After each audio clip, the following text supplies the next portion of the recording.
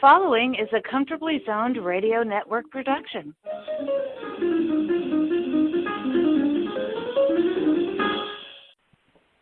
Thank you, Tally Olson. We are back talking vintage sports in the zone. I'm Ralph Tycho with the Comfortably Zoned Radio Network, and we have a panel of guests tonight to die for. But don't do it, please. David Hubler is here. How are you, David? I'm fine. How are you? Good. Alan Blumkin. Hello there, everybody. George Case III. Hi, everyone. Hey, George. And Hal Bock is going to start off leading us into a discussion about his book, Banned. If you would, Hal Bock. Well, you know, last week we talked about the scandal that's brewing in Houston over sign stealing and in the World Series in 2017. And there's going to be punishment handed out by the commissioner. And there's probably going to be fines. There's probably going to be draft choices taken away. There's probably going to be suspensions. But I doubt that anybody involved in this affair is going to be banned from baseball for life. However, there have been a number of people in the history of our game who have been banned for life, sometimes for crimes that were much less obnoxious than what the Astros pulled. So I did a book a couple of years ago, about 2 years ago, called Banned, Baseball's Blacklist of All-Stars and Also-Rans. And it was a fun book to research. It was a fun book to write. Self-promotion, it's a great stocking stuffer. Boy, I wish I could speak English. Great stocking stuffer for the holidays. And I thought we would talk about Banned for a while tonight in light of what's going on in Houston. Among the people who were banned from baseball was an umpire, a team doctor, and a number of players, obviously. And one of the first players to get banned from baseball was a guy named Lipman Pike. Now, I would venture to say that none of you have ever heard of Lipman Pike, and that's because he played in the 1880s. And he was one of the best players in the game at that time. He was a slugger. He played in the old National Association, led the league in home runs 3 times, led the league with 21 extra base hits in 1871. And the next year he had 7 homers and 60 runs batted in, both league leading. 1874, 22 doubles and a .504 slugging percentage, led the league in both categories. Those are big numbers for a little man. He only stood 5'8", and he weighed only 158 pounds. This, however, did not prevent Lipman Pike from being barred from baseball, not once, not twice, but 3 times. The third time, he just didn't show up. They didn't show up for a hearing, and the case was dismissed. But the first time he was barred, he was knocked down by William Hubler, who really is one of the inventors of our game.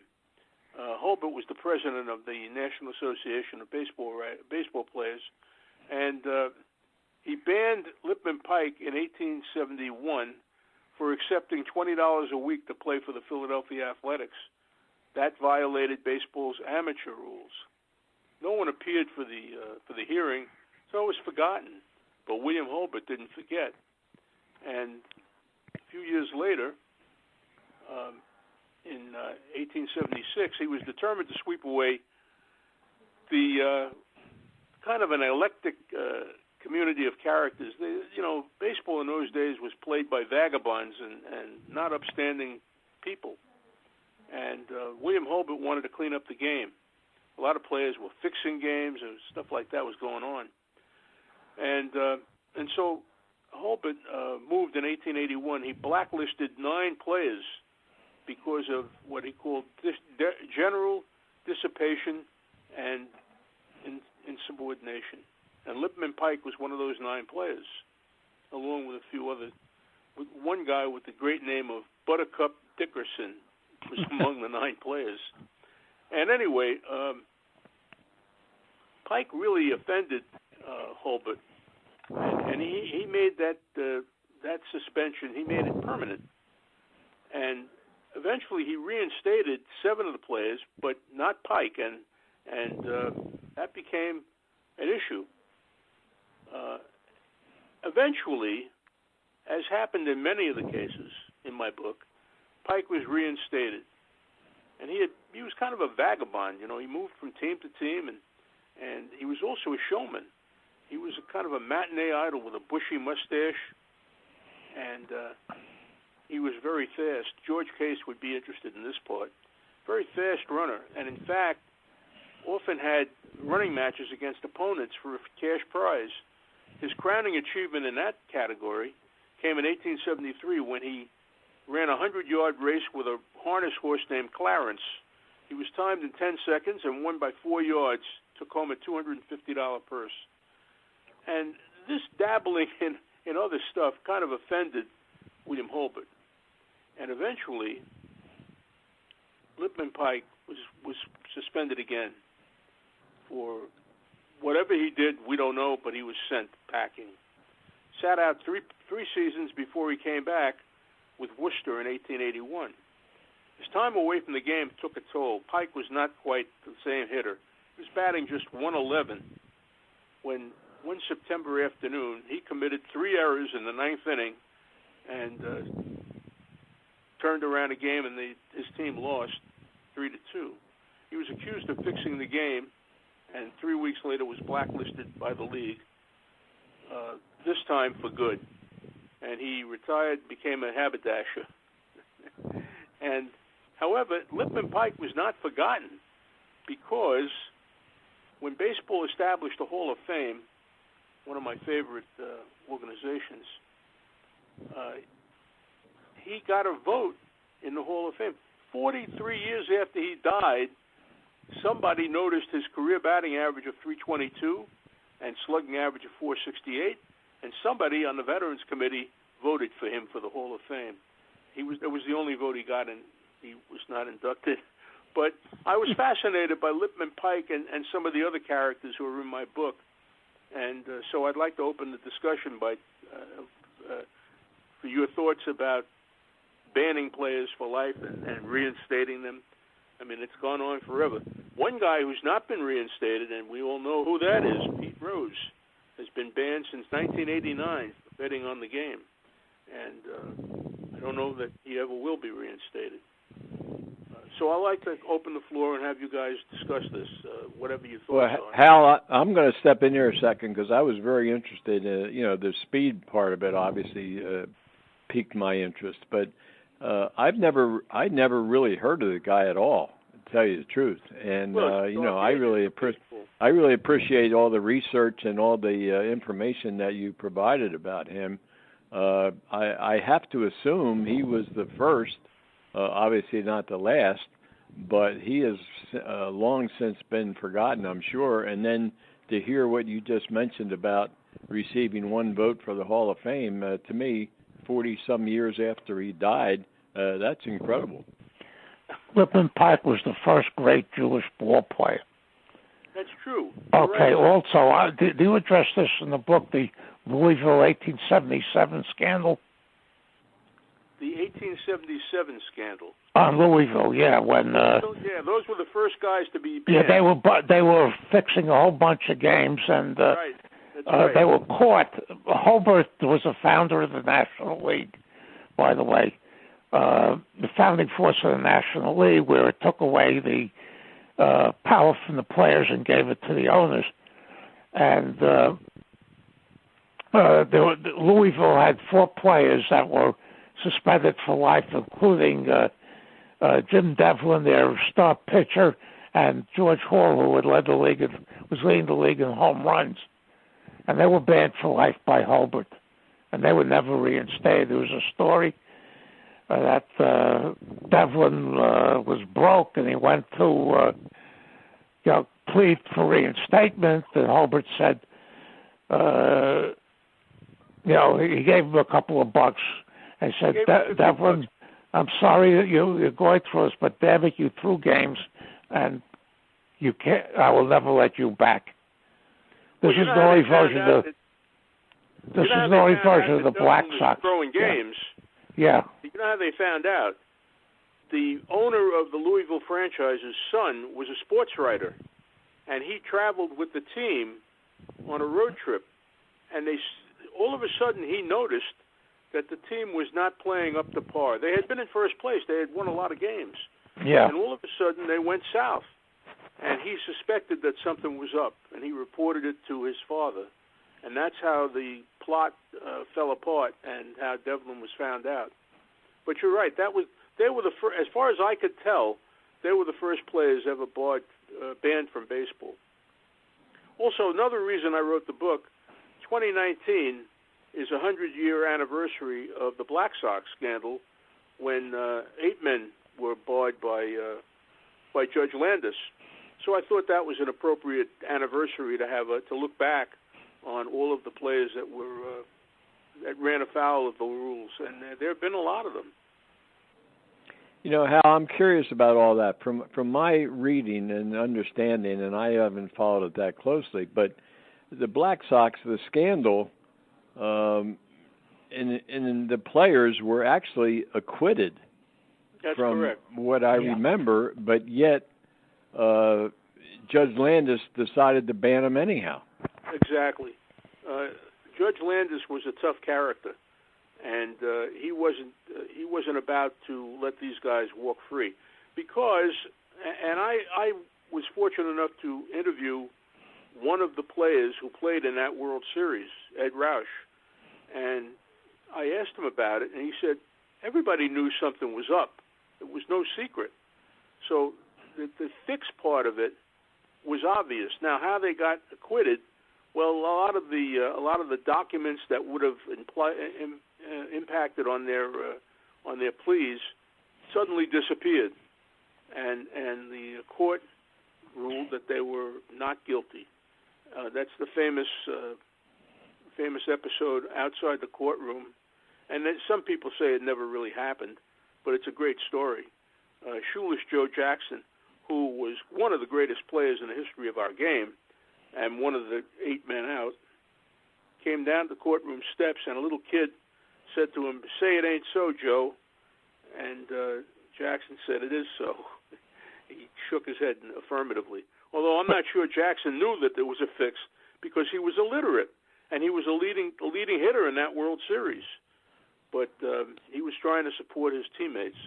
Yeah, the Landis was given because of this scandal, because things like that were happening all over the place, and there was also a move by the Yankees, White Sox, and Red Sox to leave the American League and go to the National League. Landis was given sweeping powers, and he demanded them to. He was a federal court judge, and he demanded all these sweeping powers for a life appointment, $50,000 a year salary, and they could never question him on anything. So, of course, after Landis passed away, they never gave a commissioner that kind of power. He had the baseball owners over a barrel. I know, yeah. They had no choice because of the scandal the year before. They were desperate. Now, what's interesting, and what's really interesting to me, we have all of these players who have been banned for life. They're in my book. All of these players have been banned for life. Some of them were reinstated, some were not. But it's epidemic in baseball, but it hasn't been in football. And we've just come through the episode of Colin Kaepernick, the quarterback, who had the nerve to kneel during the national anthem to protest social problems among players of color in the National Football League. And he was not banned for life, was he? Or was he? No. He turned down, he had an option, player option, to play after the year after that all broke. And he left. Okay, and he turned down the option, and then he sued the NFL, and he got a from what I understand, he got a very, very nice settlement from that. So, I'm just so sick and tired of hearing about him. Yeah, it's just. But my point is that in the National Football League, you don't have players banned for life. There were a couple. Very few. A couple of giants were. Mel Hine. No, not Mel Hine. Frankie Filchuk, and there was another guy. Oh, that's right. Filchuk. You're right. Yeah, they were suspected of throwing a championship game to the Bears in 1946. And they were suspended, and it was never lifted. You have a lot more baseball players who've been punished this way than you do players in any other sport.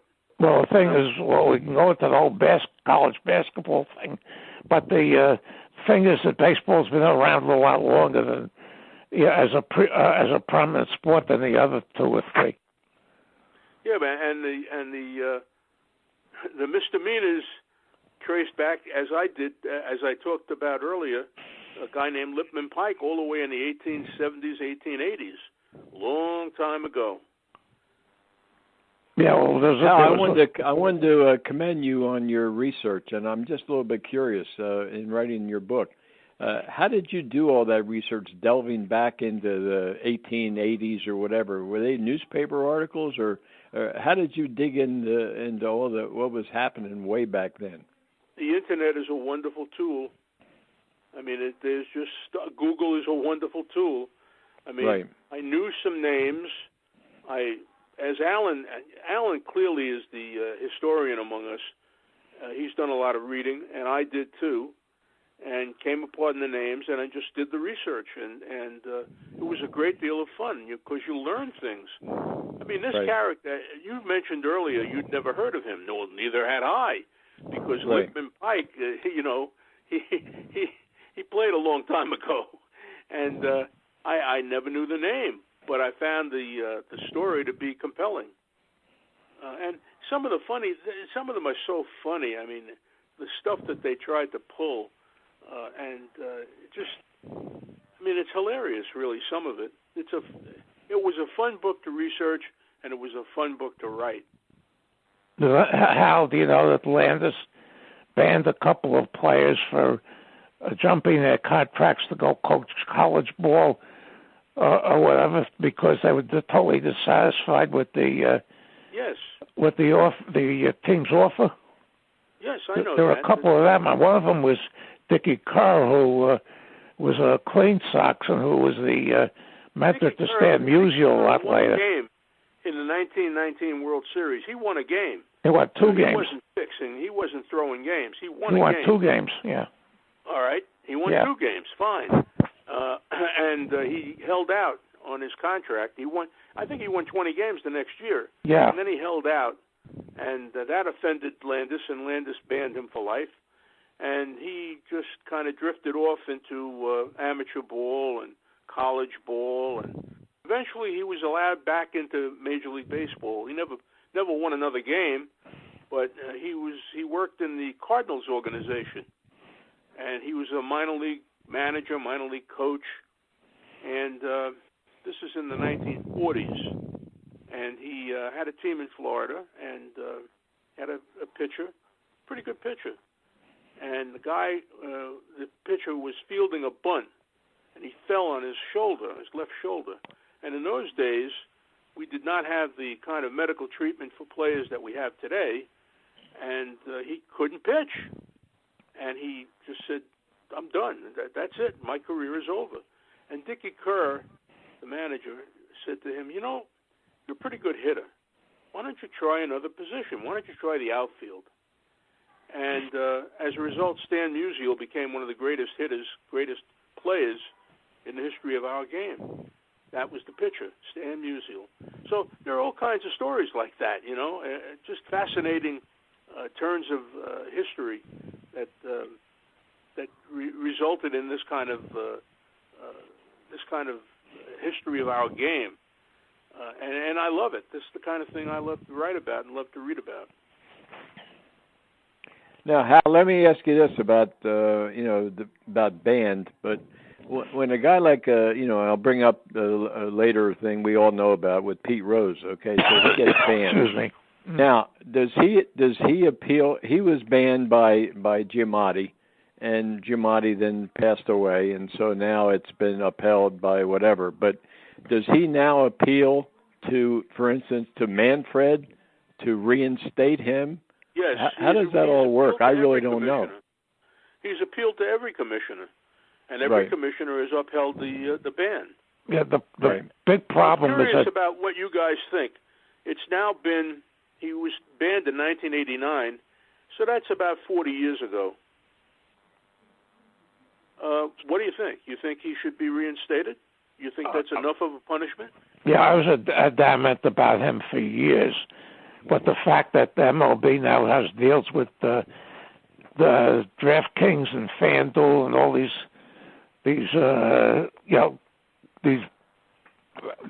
kinds of outfits. I think Rose's big problem was that he stonewalled for so many years. That's true. He did. He lied. He lied to me many times. Yeah, he stonewalled for so many years that all of a sudden, he's now going to be. He just turned 78 this year, and I think that possibly they should let him in before he passes away. I mean, this is a guy who had more hits than anybody in the history of the game. Yep. That should count for something. Well, Bonds won 7 MVPs, and Clemens won 7 ERA titles, and they're still looking in. I wouldn't vote for either of them. Neither do I, but Rose is not. See, that's a different crime, though. It's a different crime. Those guys cheated the game. Rose, all Rose did was bet on the game. Now, I know you're not allowed to bet on the game. There's a sign in every clubhouse, no betting on the game, no gambling. He did that when he was a manager. Yeah, I know. Yeah, and basically, Rose is an idiot savant. He did not cheat the game. No, he's an idiot savant. He was a great baseball player, but has screwed up the rest of his life for years. Well, yeah, he was not an upstanding citizen. He spent some time in jail because he had tax evasion. Yeah. I understand all that. But we're talking about the game, capital T, capital G. And Bonds cheated the game, and so did Roger Clemens. And in my book, you can't cheat the game. Now, Pete Rose thought he could outsmart the game by looking at the teams on the field and saying, gee, I think this team will win and that team won't. Or I think this pitcher will do well and that pitcher won't. That's different. Those other players cheated the game. I think I mentioned this last week. One of my favorite players as a writer covering the game and a fan watching the games was Rafael Palmeiro. Rafael Palmeiro had 500 home runs and 3,000 hits. Now, that's pretty darn good. And usually, that used to be at one time almost an automatic qualification for the Hall of Fame. And Rafael Palmeiro sat at a Senate hearing, and he waved his finger and he said about, don't accuse me of using PEDs. And then within a month, he was suspended for using PEDs. He lied. You can't do that. That's my problem with guys like him. I just feel I'm of the school that Pete Rose has served his time, and as Alan said before he passes away, he should be given the honor that he earned with those 4,000 hits. But I'll leave it to you guys what you think. It's up to you. Hal, I agree with you. I've changed my because of baseball's deals with illegal gambling now. I've switched my position. Yeah, they're in bed with I gambling think he sites. served You're enough right. time. He served enough time and should be paroled. I agree. 30 years, yeah. I mean, there are rapists, people who raped other people, and they serve time, and then they're freed. They're released. You're released. Now you go about your business. I mean, it'll be interesting to see. Sentence. Be interesting to see what kind of support A-Rod gets when he's eligible. That's another good question. Yeah. Another very good question. I mean, he was banned for a year. He was forced to sit out a whole year of his career. And he's doing the Sunday night telecast now. and he's reinvented himself. I yes, know that. Has. Yeah. He's got a TV show, and he's a hail fellow well met. Well, I don't know. I don't know the answer for him. I don't think I would vote for him if I had a vote, because he sat on television. I watched the interview with Katie Couric, and she asked him, "Did you ever use drugs?" And he said, "No, I never used drugs." Yeah. Well, of course he did. It later became evident that he did. So, things So like why that. should are he be annoying. treated any different from any of these others? No, why should he be treated different? He cheated Now, the let game. me bring up He cheated the game. Yeah, Hal, let me bring up another name, and if you could expound on him a little bit. Hal Chase. Good point. Good point. Hal Chase was a scoundrel. Right. He was just like if you had a dead end kid, and playing baseball. He fixed games. We know that, right. and he also lured other players into fixing games. But the funny part of it is, he was one of the greatest players of his time. He was a tremendous first baseman, terrific fielder. Yes, he was. And right. yet, if you look in the record book, you will find that he committed more errors than any other first baseman in a couple of years. So he was doing business. He was also a man about town here in New York when he played. I think he played for the Yankees. He was kind of a man about town, a Broadway character, and he was banned for life. I didn't now, realize that. I didn't know about Chase, that. Hal, with Chase, did I must plead ignorance, but was he banned by Judge Landis as well? Yes. Okay. Judge Landis. So Landis sort of had a track record with banning. Did he ever? Ball players, Did he ever? Right? Yeah. I mean, he just cleaned out the game. That was his job. He was hired to clean up the game, and that was what he wanted to do. There was this Giants pitcher in the 20s named Phil Douglas. Shuffling Phil Douglas. Yeah, who called up, he got pissed off at John McGraw for one reason or another, and he was drunk, and he called up, or got contacted somebody on one of the other teams, and I think it was an outfielder on the Cardinals or Cubs named Leslie Mann, and Mann reported, this is after the Black Sox, he reported it to Hornsby, who reported it to Rickey, who was running the Cardinals at that point. And they told Landis, and Phil Douglas was banned for life. And wasn't there another scandal with the Giants in the mid-20s where they suspended a coach and a player named...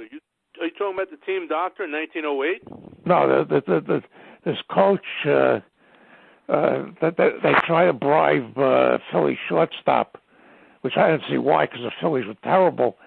They suspended the coach, and he suspended the player Jimmy O'Connell for life. And there supposedly was some evidence against Frisch and somebody else on the team, and he didn't go that far. And somebody just wrote a book on the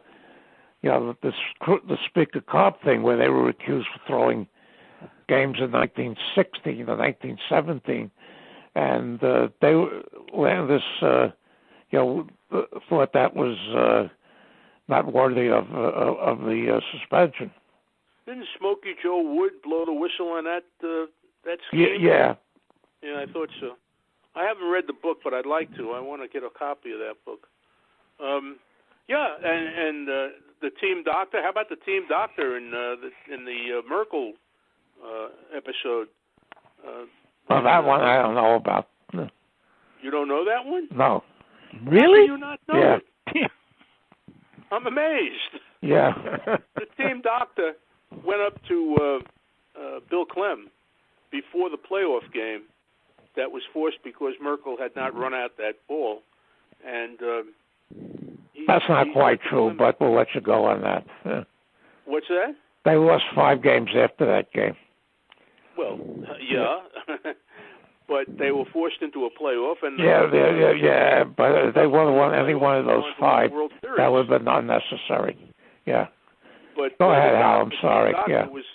was the messenger boy, and he got himself suspended for life for that episode because Clem blew the whistle. Clem wasn't hearing he was going to have any nonsense, so he blew the whistle, and the team doctor got banned. So it's a checkered history that we have in our sport, but it's an interesting one. And I did a presentation years ago at a local meeting, Savor meeting called The Crucifixion of Fred Merkel. Well, you didn't think he but he was a 19-year-old rookie. The same thing happened in a Pirate Cub game a couple of weeks before. That's correct. McGraw knew about it. McGraw didn't say anything. But of course, McGraw had the media, the writers under his wing at that point. So they weren't going to criticize him. Say they crucified Merkel for that. And they lost 5 games after that game. They lost 5 games.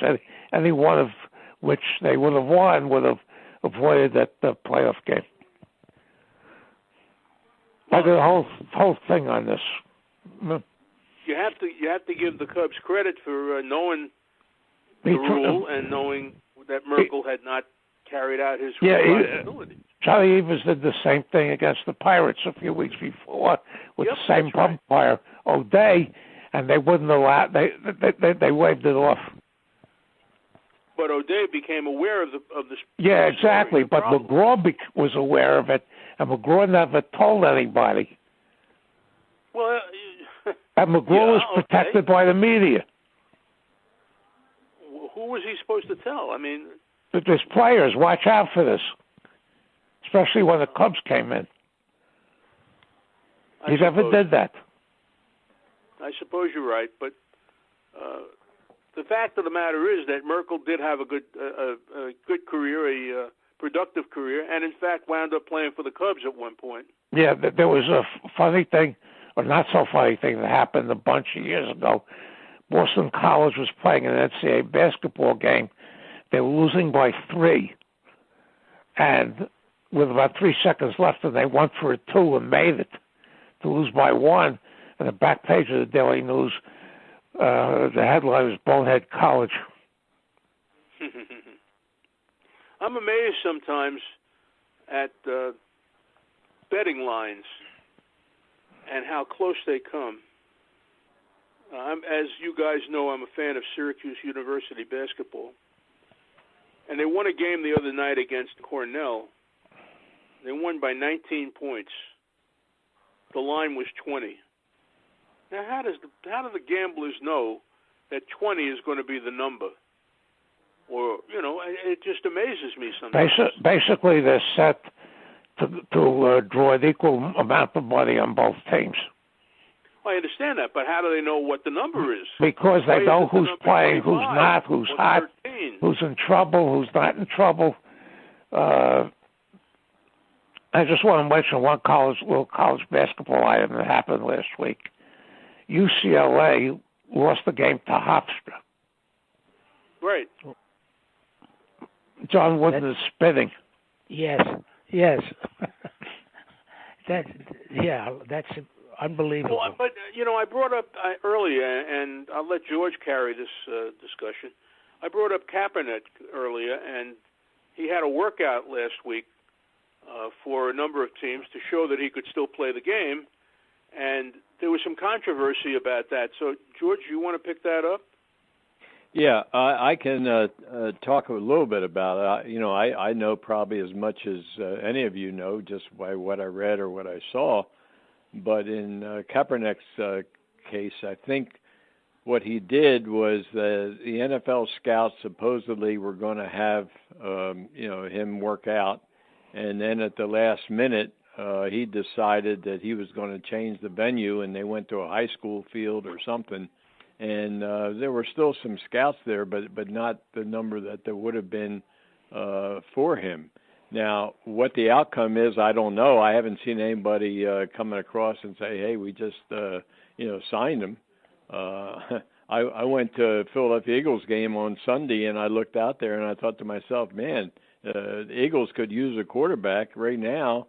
They're really struggling." But I haven't seen any NFL team step up and say, "Hey, we got to have this guy." So maybe you guys know more than I do, but I also read recently that, Nike stock has surged again, and they're about ready to introduce a new Colin Kaepernick shoe, which, I was in the athletic footwear business. I'm not sure that you can translate his personality into an athletic shoe. It looks like it's some kind of a training shoe with his picture on it, but Nike has been very successful, so maybe they think that they can pull this off. But I question the validity, and not the validity so much, but the expense of signing a guy like Kaepernick and doing a multi-million-dollar ad campaign and see how it translates into shoe sales. That's the way the measurement has always been. Now maybe it's different. Nike is out there trying to build some image, and of course Kaepernick's a very controversial kind of an image, and his commercial and his public appearances talking about his kneeling and standing up for something. I mean, maybe Nike can make this go, but it's a little bit of a grasp for me to think about the kind of investment that a company like Nike has been making into him. With they got a tremendous return from Michael Jordan, and they had a very good return on Tiger Woods until the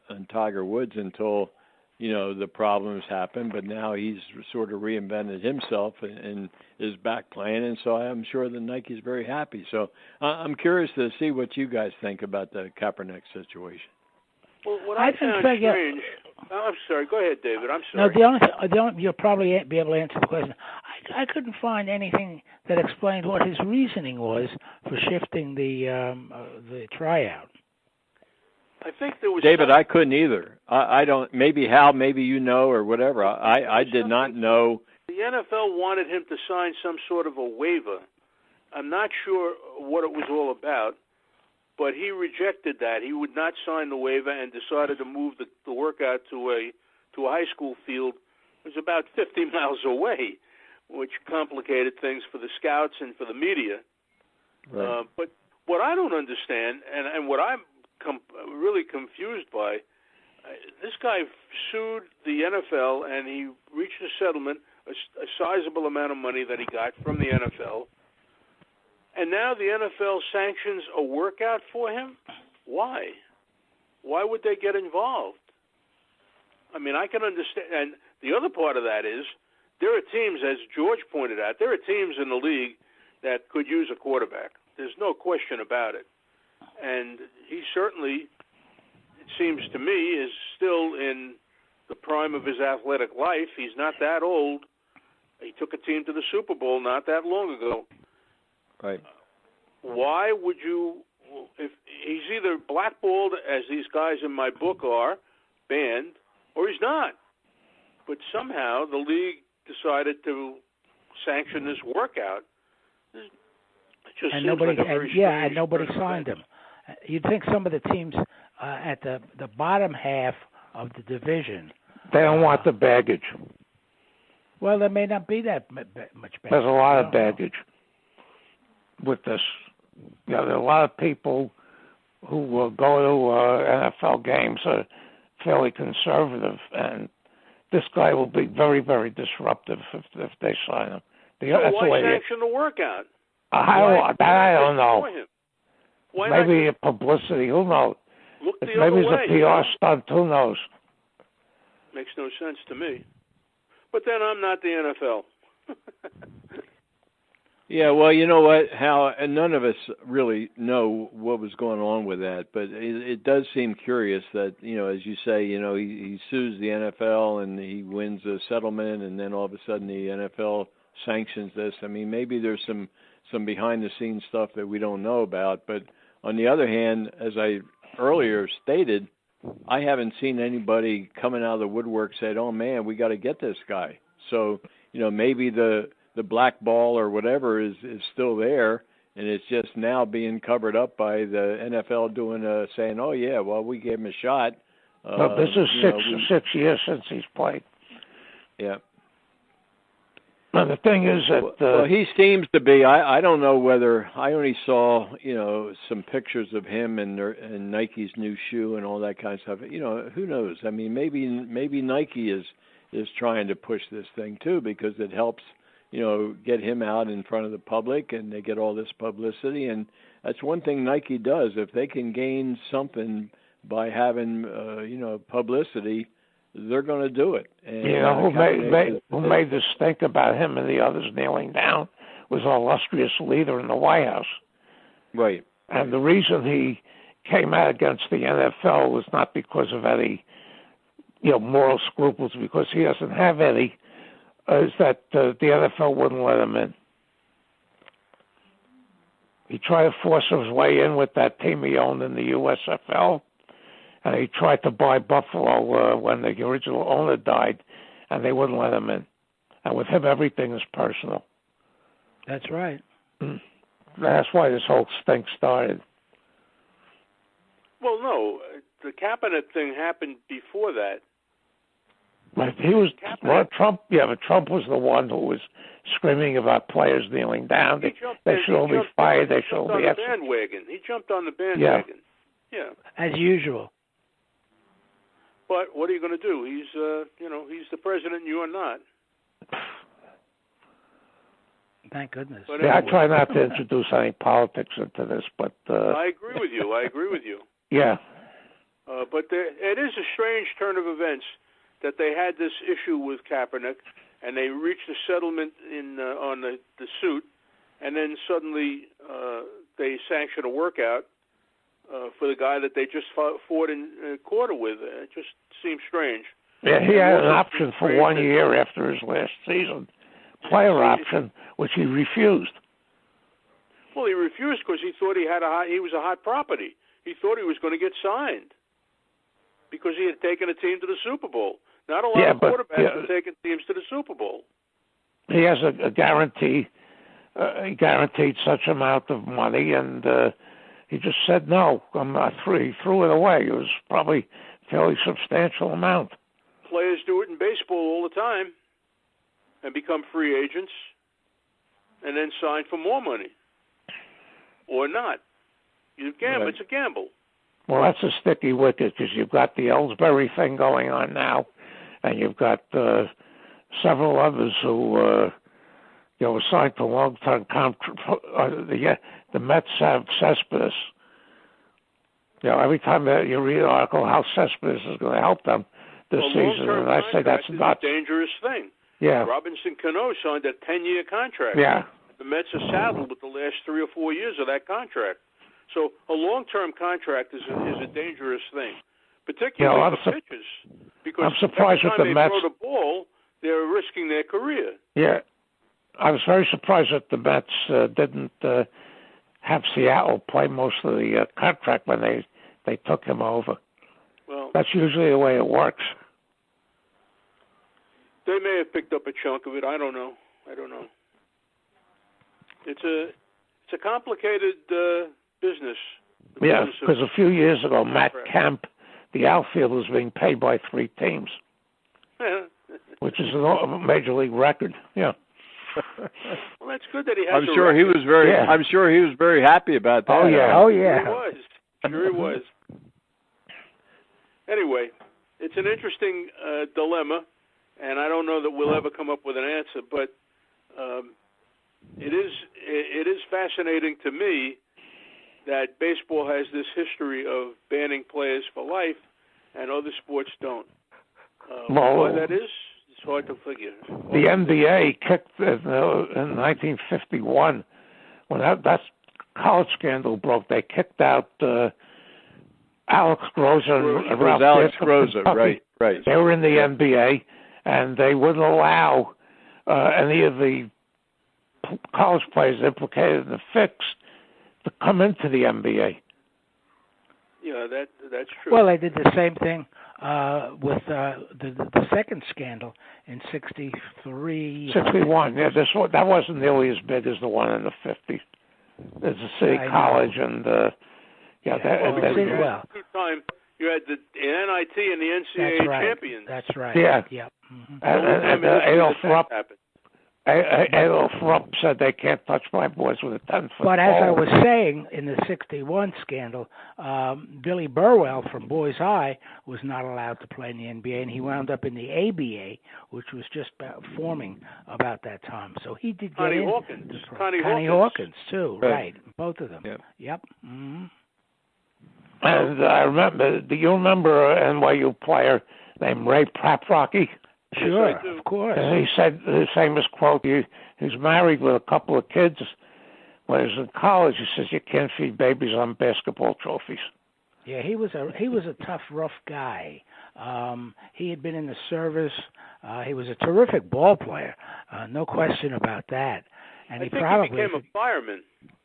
You know, I don't know whatever. Of course, I would. You know, I didn't. But I remember he had an edge to him that some of the other players, like Mark Reiner and what's his name, any of those guys that were on that team, didn't have. They were younger. They were ball players, and hoping, you know, to make the NBA afterwards. And he was just I'd say he was a street kid, but he came from some small town. You remember where he came from, Hal? I thought he was a New York kid.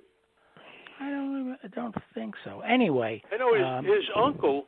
His uncle was named Tom Paprocki, was a very famous sports cartoonist who worked for the Associated Press, and he signed his cartoons PAP, P-A-P. Oh. Why do I know this? Because he preceded me at the AP, but I know this because when I wrote the Willard Mullen book, he's prominently mentioned in the Mullen book because he was a terrific sports cartoonist in that era, in that age, when Mullen came along. So yeah, a little side fact that not a lot of people know, and I do. Yeah, but I always felt sorry for him. It's true, he did have a family, and I think NYU got him a job as a janitor in the building. Yeah, I believe that's right. Yeah, and but he was still struggling. I think he became a fireman, though, David. I think he became a fireman. He may have. How? I don't know. I don't know what. That's St. Joseph's in Philly, you got their had to vacate. They were in the Final Four of the NCAA that year, and I think they came in third or fourth, and they had to vacate that because a number of their players in 1961 were implicated. Well, I don't know. I'm not familiar with that one. Yeah, there's a new book that came. There's a new book that just came out on the City College thing called The City Game, which I'm reading now. That's not a new book, is it? Yeah. Oh, I thought that was an old book. No. Yeah. No, this is not the one that Pete Axel wrote, which is called the same thing. This is a new one. Stanley Cohn by wrote somebody named Matthew Goodman. Oh, well, the game they played was by Stanley Cohn. Yeah. And that covered the whole scandal. And Stan has done We had Stanley on the show. Yeah, we did, so right. ago. Yeah. Mm-hmm. And the NBA kicked out a player named Jack Molinas after 12 games in his rookie year because he was throwing games. He wound up getting a bullet in the back of his head from the mob. Yeah, he played for Columbia. Yeah. And he did. He actually was a lawyer, I think, after Columbia. And but he was a bright guy. He was a very bright guy. Yep. Yeah, he was implicated in all that, and that was part of it. The other thing I hear you guys mention, of course, I've been in Philly, and I heard Alan talk about St. Joe's, but New York back then was the mecca of college basketball. I mean, I can remember, you had CCNY and Brooklyn College and NYU and St. Francis of Brooklyn. I mean, all those schools, St. John's, terrific basketball. LIU, Long Island U. LIU, right? Yeah. Yeah, but what happened was that the college they used to schedule 1 million college basketball doubleheaders, and they outdrew the Knicks substantially. But when a lot of these players were implicated in the 51 scandal, the whole thing turned around. Right. And they took out the NCAA and couldn't be played. They didn't play in New York for any rounds for an awful lot of years because of that. Yeah, but they had the NIT, at which point the NIT was more popular than the NCAA. I mean, St. John's year after year would opt to go into the NIT tournament rather than take a bid from the NCAA. Yeah, and the NCAA put a lot of pressure on the NIT. They outside of one or two of the conferences, they couldn't send their runner-ups because in those days only the conference champions made the NCAA. Right. So the teams that came in second, in the conference championship, I remember there's an ACC game where North Carolina State beat Maryland 103-100, and NC State went to the NCAA. Maryland couldn't go to the NIT; they weren't allowed them. Why were they not allowed to go to the NIT? Because the NCAA wanted to make over the years they wanted to make it secondary to the NCAA. Yeah, but and they succeeded. Then when they finally got to where they are now, with 68 teams, they don't care who the NIT takes. Well, sure. But at that time, Ned Irish ran the Garden, and I wrote a column in Square Journal, Hal. I think you were gone by then, but about how I called it the Ned Irish tournament because he controlled the whole tournament, everything from top to bottom, and he tried to make it, tried to outdo the NCAA, which at the time was like 12 or 16 teams the most. When NYU went into the Final Four, there were only 16 teams that made it into the NCAA tournament. And the NBA, the rest of the NBA owners hated his guts. Yeah, I'm sure they did. Yeah. I have no doubt about it. Oh, yeah. I've read that in a number of places, yeah. Yeah. Well, I can remember, I think I told you guys when I was playing basketball at Rutgers that we weren't good at all, and I wasn't any good, but every year we would point to the NIT. That was our goal, to try to get into the NIT. We didn't talk about the NCAA. I don't even remember having any conversations about it. But the NIT was what everybody at least in the New York area, that's the tournament they wanted to be in. And that would draw the most. That would draw the most from the fandom in the metropolitan area. Well, they're playing in Madison Square Garden. Yeah, of course. Well, I started following the NCAA when the Ohio State with Lucas and Havlicek and those teams got came in. There was 25. There were preliminary games between the lower ranked teams and the lower conferences, but they didn't take all these conferences that nobody ever heard of and give them more automatic bids the way they do now. Right. They've really expanded the damn thing, and they reduced the NIT to basically nothing. Yeah, nothing. Real Yeah. also ran. Yeah, but that was always in there. The interesting thing is, even with the 68 teams in it now, they do a damn good job of keeping that tournament, being of interest to fans. I mean, it's tremendously followed across the country. Because everybody has brackets. Yeah, it's. I mean, they've done a great job with that. Everybody has brackets, bracketologies. ESPN's the whole science of bracketology. Well, look how many times right back they to have where we started. You're right back to where we started, gambling on the games. Oh yeah. That's it. And now with Hal, you know what? You brought us back into where we started, and I really appreciate the discussion. And your book, and then we touched on Kaepernick, and now we got into basketball. I mean, a lot of it. There are a lot of similarities. I mean, in all the sports and what's going on, and what Alan's talking about with the betting thing. I mean, it's a huge different world today than a few years ago. If you'd ever told me you're going to have legalized gambling on sports betting a few years ago, I would have told you were crazy.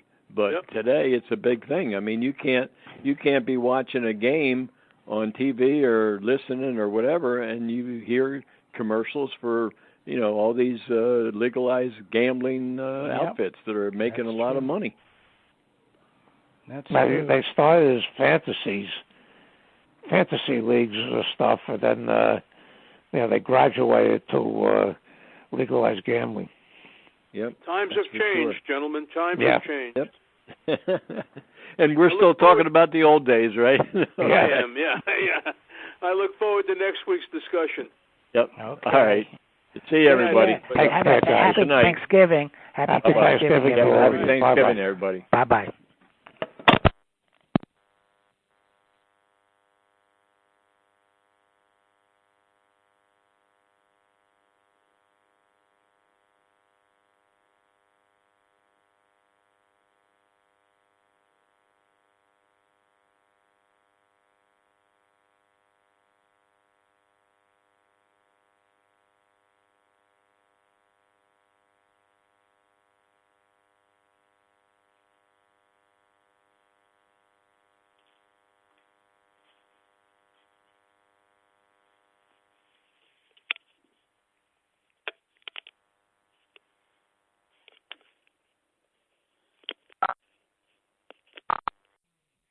The proceeding has been a Comfortably Zoned network production.